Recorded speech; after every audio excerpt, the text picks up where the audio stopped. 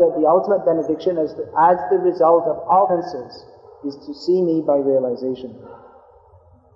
Purport. The ultimate realization of the Supreme Truth is knowing and seeing face to face the personality of Godhead. Realization of the impersonal Brahman and localized Paramatma features of the personality of Godhead is not ultimate realization. When one realizes the Supreme Lord, one does not struggle hard to perform such penances. The next stage of life is to discharge devotional service to the Lord just to satisfy Him. In other words, one who has realized and seen the Supreme Lord has attained all perfection because everything is included in that highest perfectional stage. The impersonalists and the pseudo-mystics, however, cannot reach this state.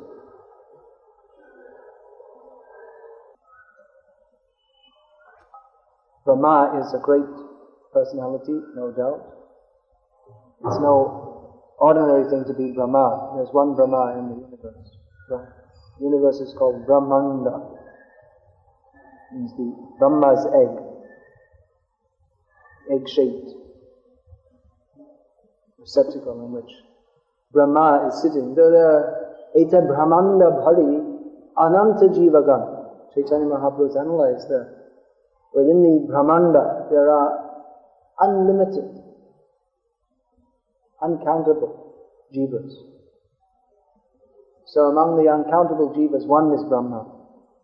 There's only one. Most elevated position among all the jivas in the universe, his position is the most elevated. Of course, any devotee is in a better position than Brahma. Bhaktivinoda Thakur has intimated by saying, Kita janma hao tatha tu adas, bahimukha brahma janme nahi mora ash. He said that if I can be born as a worm, but if I'm your devotee, that's okay. That's alright. But I don't want to be born as Brahma if I'm inimical towards you. So the position of a devotee, even in the body of a worm, is a bigger position. But from the external point of view, the position of Brahma is the biggest in the universe. Just like we may say that just here we can relate this to our position here, that any devotee of Krishna is the best person, but it doesn't mean he's got the biggest position. Just like Gorendu is a resident of Anand, he's not the local MP. There are many people with a bigger position. In fact, he doesn't have any position, legally speaking. But in terms of being a devotee, it's a greater position. But materially, there are many, many people with a greater position than he, even within the city of Anand. So like this, Brahma here is the greatest material position. Of course, this particular Brahma, he's not at all Bahirmukh. He's Krishna Sevonmukh. He's inclined to serve Krishna. He's a great devotee. However, being in the position of Brahma, that's a very pious position, but it doesn't necessarily mean that he is a great devotee. It's stated in Shastra that if one perfectly executes his duty as a Brahmana for 100 lifetimes, then he may attain to the position of Brahma. It's not such an easy thing to do because some fault may come. In the path of material activities, even if one is trying to be very good, some fault may come. This Arjuna also asked Krishna, Atakena prayuktoyam baladeva papam charti purushaha anichanapi varshnaya baladeva niyojita. He asked Krishna that, how is it that sometimes we do some sinful activity which we don't really want to, but as if by force we do something wrong. So what did Krishna answer? Who knows the verse? Important verse. Kama esha, krodha esha, rajaguna samudbhava, mahashana mahabhava vidyatim ihavainam. He said that it is kama, material desire, which is again expressed as anger, which is born from the mode of passion and which is the all-devouring, sinful enemy of this world. Mahashana means all-devouring. Everyone is swallowed up by this mode of passion. So material desire, that is symptomatic of the mode of passion. Now, a Brahmana is supposed to cultivate the mode of goodness. But the mode of passion can at any time come. We see that in many cases there are Brahmanas who perform penances. And then just, penance means they're performing penances trying to cultivate the mode of goodness. And then just something happens and then they become angry and they curse someone and all the result of their penance is lost. Because the tendency, this material world, the tendency is always there to act in the mode of passion. Hayam Mayar Das, Karinana Abhilash, Narottam Das says. When we come to this material world, we become the servant of Maya, and we have so many material desires. Penance means to withdraw oneself from those material desires, at least temporarily. Many people may do penances for the sake of realizing some material desire, like Hiranyakashipu. He was performing penances, but the idea was that his material desires would be fulfilled. But the very meaning of penance is that you don't engage in sense gratification. You withdraw yourself from them. So if one is performing Brahminical duties, the penance that is part of the life of a Brahmin is supposed to live very simply. Shamo, Dhamma, Tapa. All these terms, Tapa itself means penance, and Shama, Dhamma suggest self-control, controlling the senses. So these are activities of the mode of goodness. But the tendency is there to be in the mode of passion. Even Brahma, he's got that position. He's supposed to be the supreme Brahman in the mode of goodness. But he is the Gunavatar for the mode of passion, because he's creating. So that means that even to have the position of Brahma, even though one may be very much in the mode of goodness, but still that desire is there. As long as one is not fully a pure devotee of Krishna, then even he may be very austere, very much in the mode of goodness, that tendency is going to be there to want to lord it over material nature, as Prabhupada uses. This is a Prabhupada term. The desire to lord it over. I will be the controller. Ishvaraham aham bhogi. I am the controller. I am the enjoyer. So this is Brahma's position, very high position, very elevated, most elevated position in the material world, which is brought about by penance. He's very much accustomed. Even all the inhabitants of Brahma Loka, of all the upper planets, upper planetary systems, Jana Loka, Mahara Loka, Tapa Loka, the very name Tapa Loka suggests penance. And Brahma Loka, they're very much inclined towards performing penances. So that for Brahma it's very natural. But here, Krishna says that the real result of your penance, of any penance, is to see me, to understand me. Vasudeva param tapaha. All the activities that can be performed, all pious activities. Vasudeva paraveda, Vasudeva paramakaha, Vasudeva param jnanam, Vasudeva param tapaha. All these activities, tapasya, offering sacrifices, studying the Vedas, cultivating knowledge in other ways. All the very aim and purpose is simply to understand Vasudeva, Krishna. And when one understands him, and to understand him means to serve him. Not simply, I've understood. Just like so many times previously, when we were preaching in India, people used to say, oh, I know everything about Krishna. If you know, then you should serve. Nowadays people don't. At least people are honest enough nowadays to admit, I don't know anything about Krishna. Mostly they don't. So if you actually understand Krishna, then you have to serve. It's the meaning of understanding. Aham sarvasya prabhavo matah sarvam bhavatite iti madha bhajante mam buddha bhavasmanitaha. Krishna, he is the source of everything. Everything comes from Krishna. One who is intelligent enough to understand this worships Krishna. There are many such shlokas in the Gita which give this indication that one who knows Krishna he must serve. Simply to know is not enough.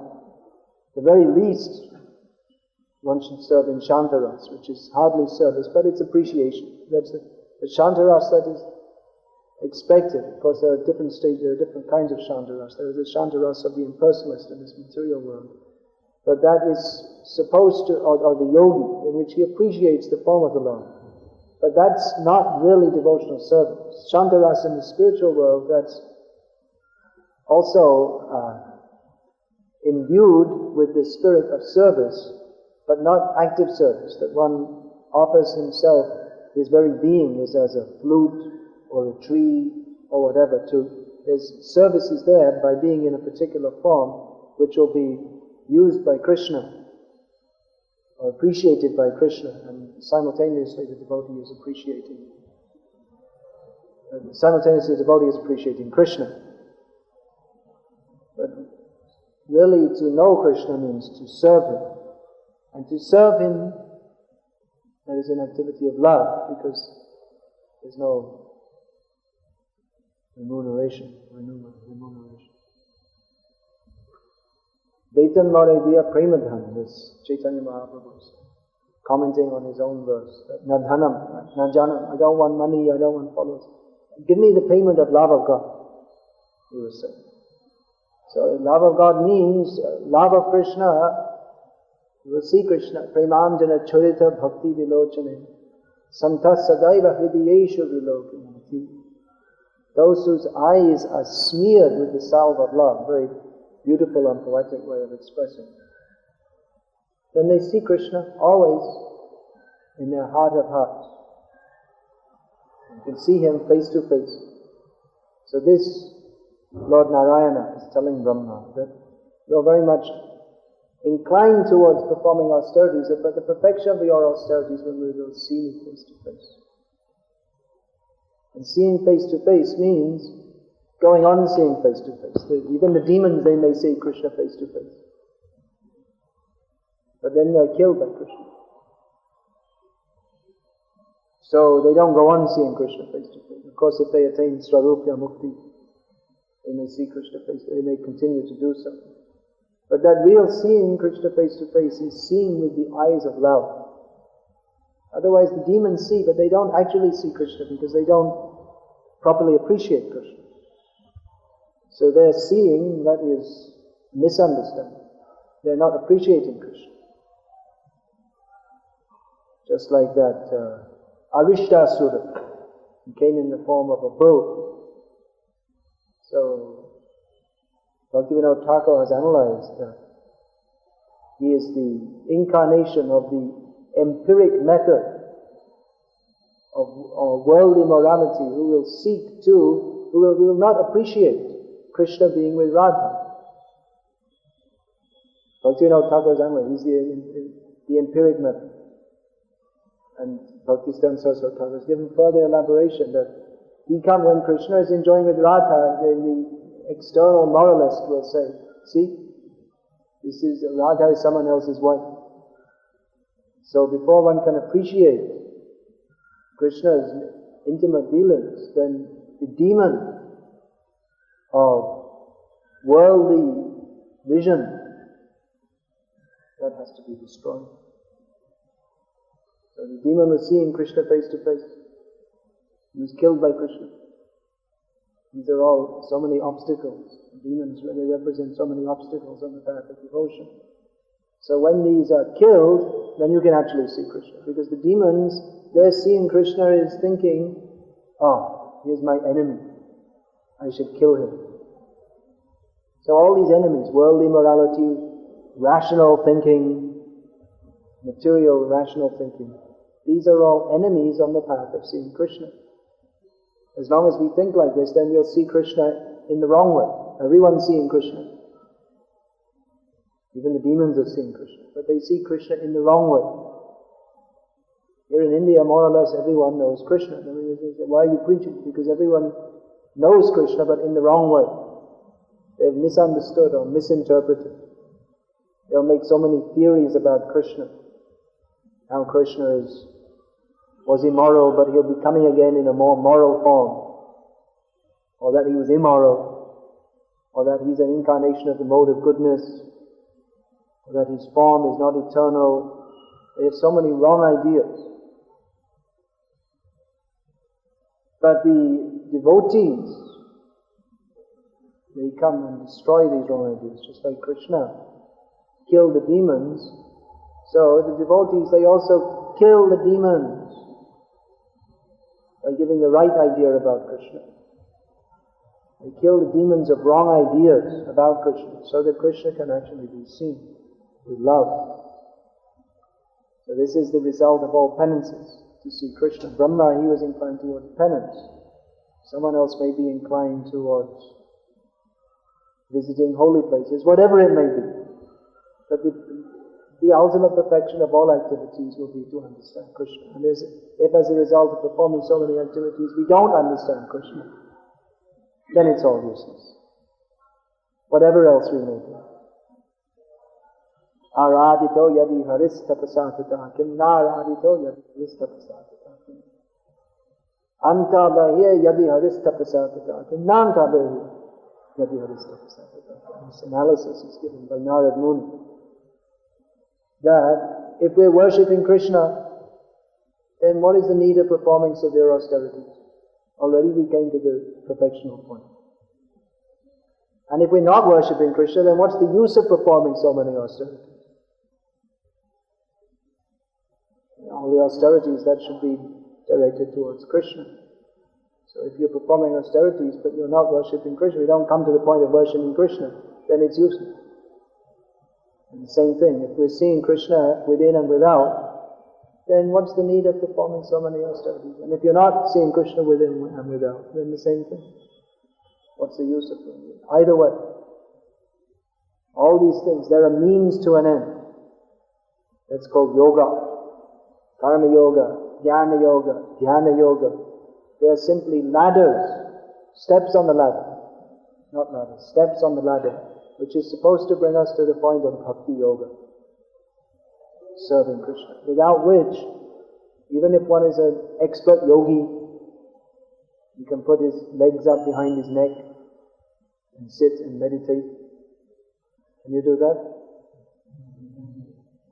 Put one leg here, another leg there, and sit and meditate. It requires a lot of practice. No, even with practice, I don't think I could do if I practice 24 hours a day for the next 24 years. Doubtful. But what is the use? Unless we have a sense of bhakti. So all these things, of course we may do. Even sometimes our devotees, they perform yoga exercises.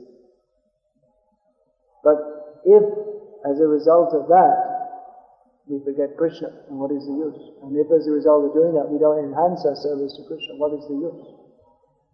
Of course we have to keep the body healthy, put service to Krishna. That's also a consideration.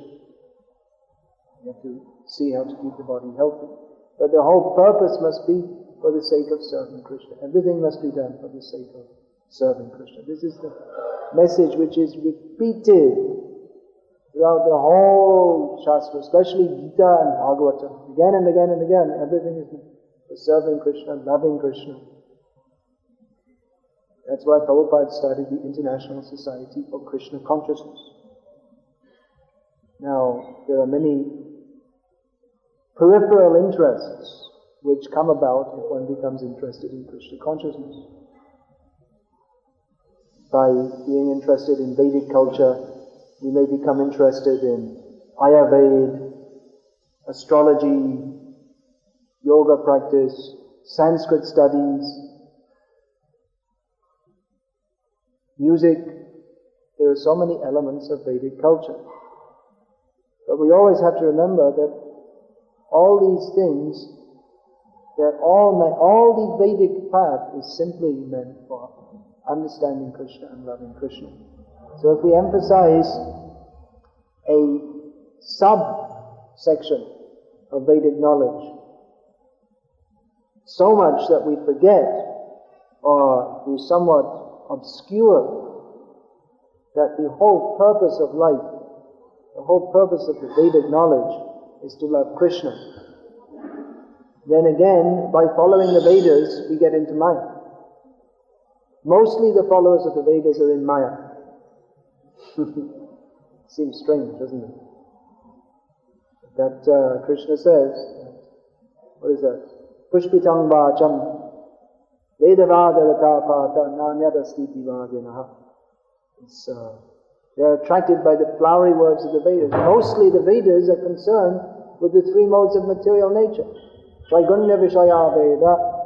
Mostly the Vedas, if you read the most of the Vedic literatures, if you read the Vedas, it's mostly about going to the heavenly planets, enjoying yourself, having a good time, having a party with the apsaras, drinking, boozing out on somaras. This is what the Vedas are about. No, it's not about that. It's not at all about that. This is Maya. Mostly the Vedas are discussing Maya. Of course, the real point of the Vedas is to understand Krishna.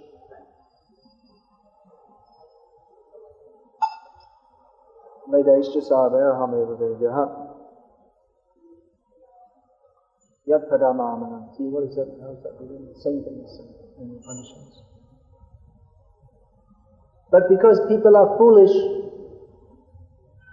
if you tell them, oh, you see, study the Vedas, you can go to the heavenly planets. Very good. If you tell them, study the Vedas, you can go to Krishna, they'll think, not very good. I don't want to go to Krishna. Why should I do that? I don't want to become a slave of God. God's okay. We like God. Let him. I don't want to surrender to Him. It's too much. It's asking too much. People are thinking. Just like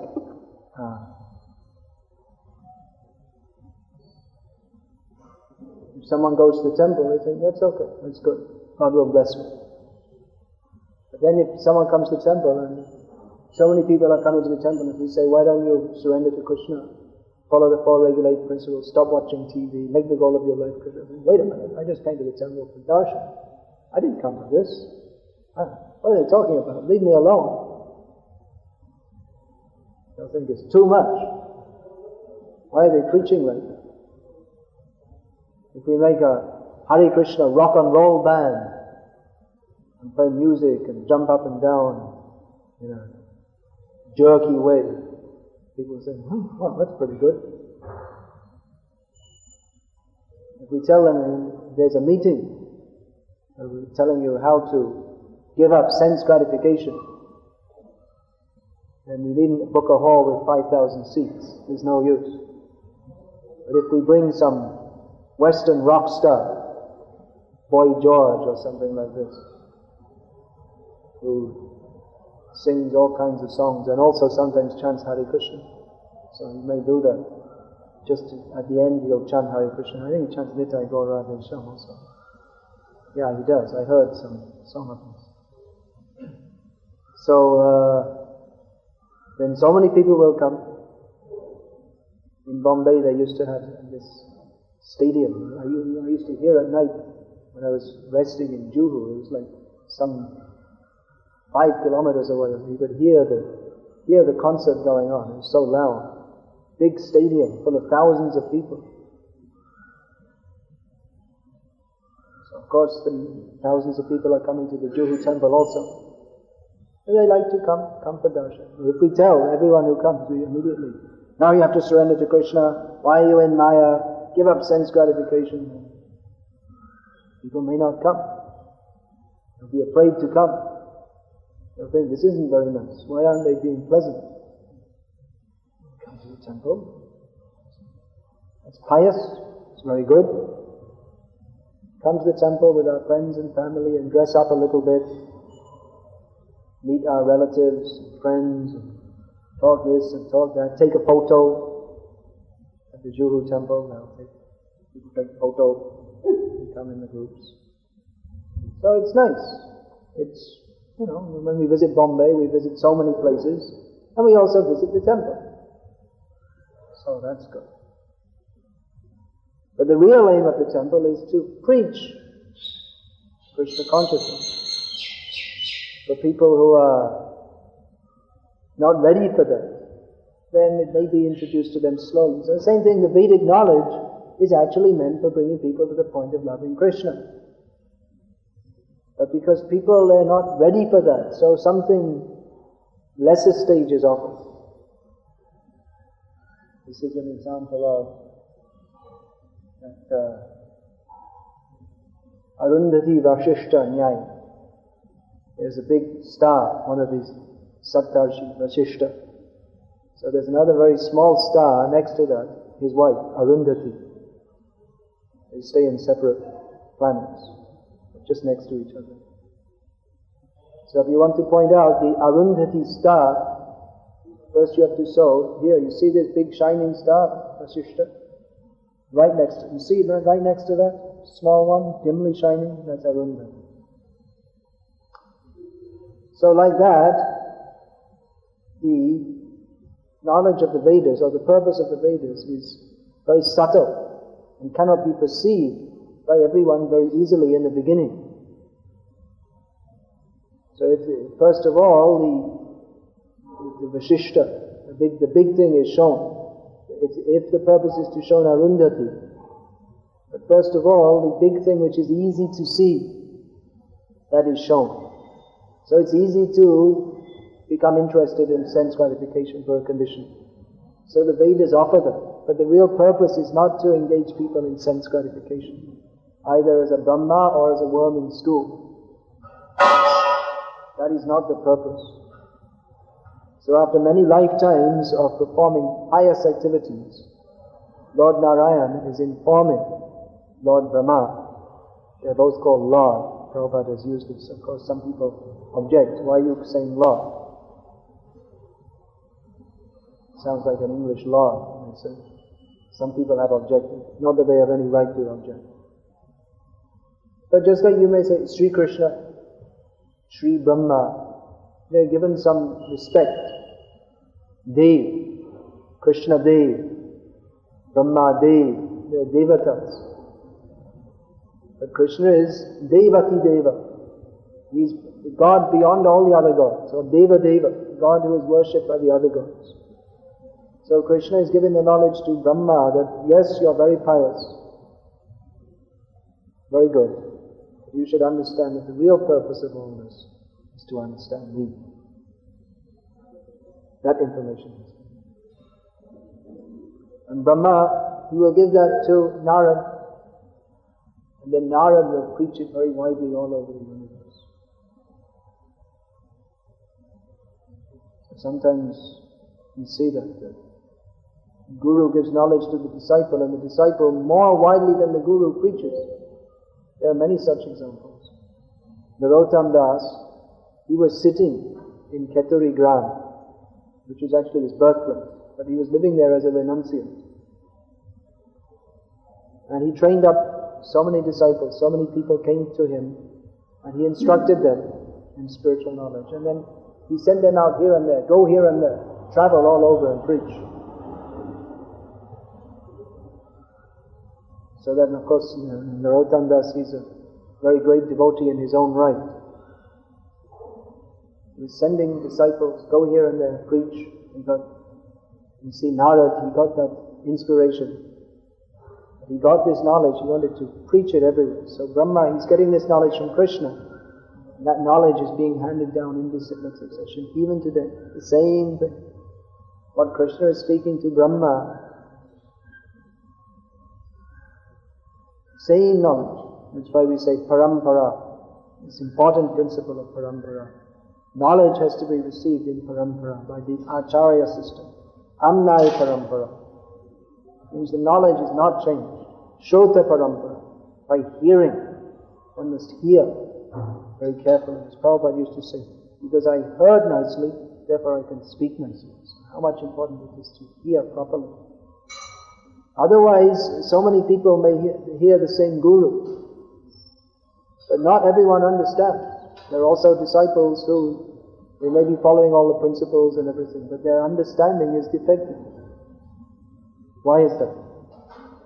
Because they haven't followed the proper process. The proper process is, Guru Mukha Paddavaka Chitte Te Kore Oika Ana Kore Hamonayasha. simply to accept what the words of the Guru and fix them up in your heart, not desiring anything else. Now, it may be difficult for a conditioned soul to do that because we have so many material desires within our hearts. And what the acharyas speak, that is nothing to do with cultivating material desires.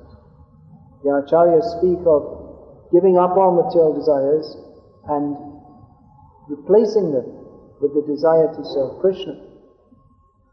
So actually, as long as we have within our hearts the desire for material enjoyment, then we can't properly understand bhakti and we can't properly enter into bhakti.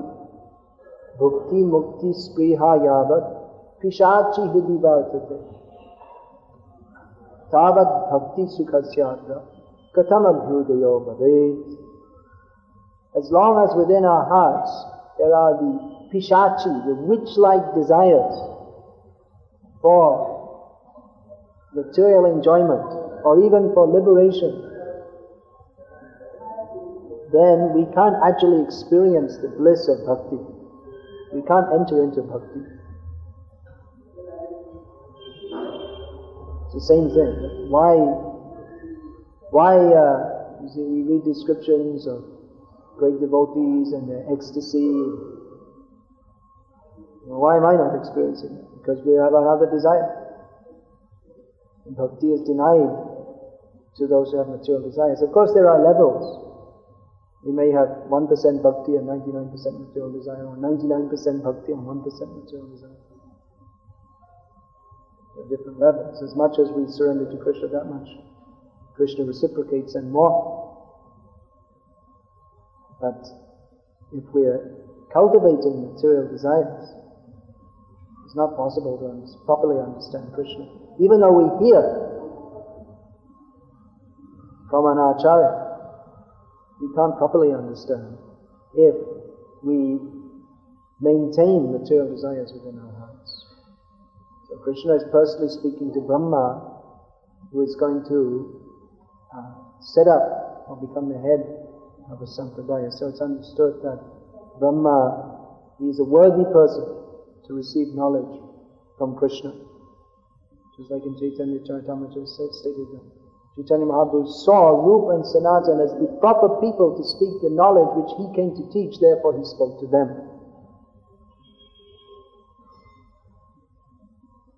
He imbued within their hearts, just as at the time of creation he imbued within the heart of Brahma, so he imbued within the hearts of Rupa and Sanatana the understanding of devotional service. Oh, Hare Krishna. Is there any question about this? Krishna spoke. And here in Bhagavatam, Narayan spoke. That one doesn't exclude the other. It can be at a different time also.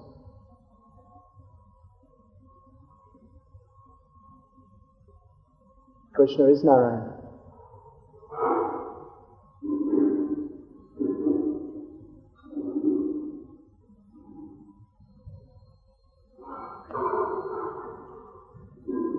It's not that because one in Brahma Samhita that he said he saw Krishna and here Narayana. It doesn't mean that one of the statements, it's not contradictory.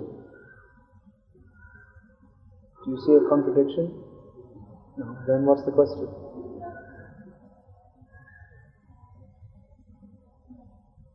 Here Narayana is speaking. He is saying Aham Devasam Devasam Naham. He is using the word Aham. So whatever writing about it, turn up to Krishna. But some devotees are arguing that no, Narayana is speaking, so he is asked of Narayana. What's the difference between Krishna and Narayana?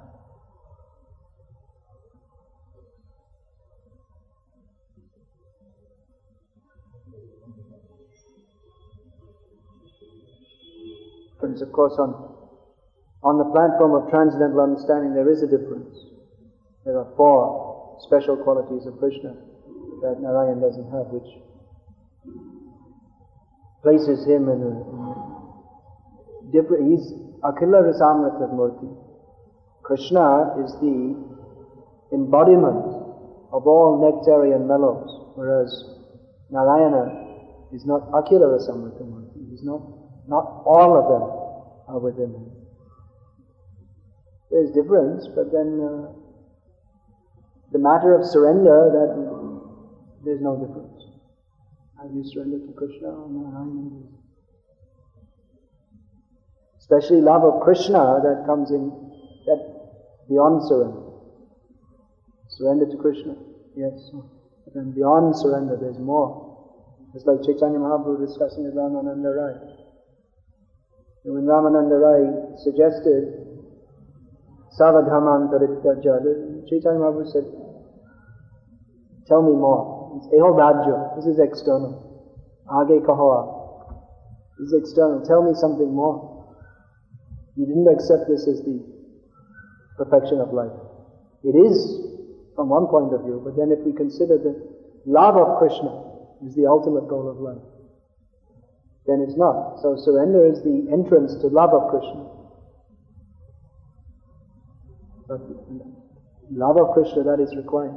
So Chaitanya Mahaprabhu wasn't satisfied simply with surrender to Narayana. He wanted to go beyond, to love of Krishna.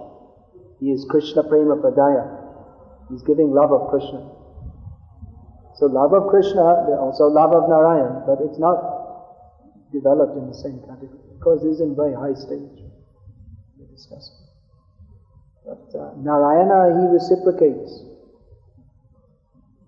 with the devotees, except Lakshmi, but with all the other devotees in 2.5 rasas. That means Shantaras, Dasyaras, and the lower stages of Sakyaras, which is mixed with awe and reverence. Whereas Krishna, all 5 rasas. That means all those 2.5 plus the other half of Sakyaras without awe and reverence. Then parental love and the Madhurya Bhav, the sweetest of the sweet reciprocations. Of course, those who are pure devotees of Narayana, their concept is different. They see Narayana as supreme. So that's nice. Chaitanya Mahaprabhu didn't reject that. When he went to Sri Rangam, in a joking way, he explained to this Venkata Bhatta, the uncle of Gopal Bhatta Goswami. In a joking way, he showed that Krishna is superior form to Narayana.